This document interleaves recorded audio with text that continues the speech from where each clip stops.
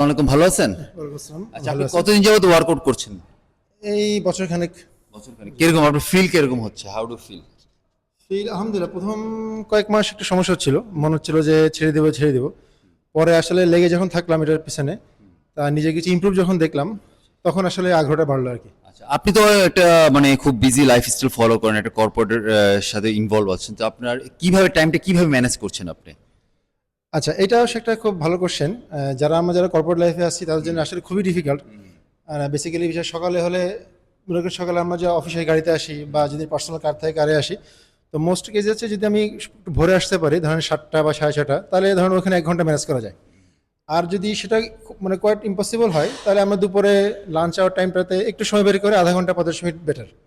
আর একদম যদি না হয় তাহলে সন্ধ্যার পরে। তাহলে মেইন বিষয়টা হচ্ছে যে আমরা যতই বিজি থাকি না কেন আমাদেরকে ওয়ার্কআউট করতে হবে, কোনো এক্সকিউজ দেওয়া যাবে না, তাই তো? হ্যাঁ, অবশ্যই এটা তো মাস্ট। আচ্ছা। মানে আগে তো শরীর, তারপরে আমার অন্য কিছু। কারণ আমার শরীর ঠিক না থাকে তাহলে আমার কোনো কিছু লাইফটাই নষ্ট হয়ে যাবে।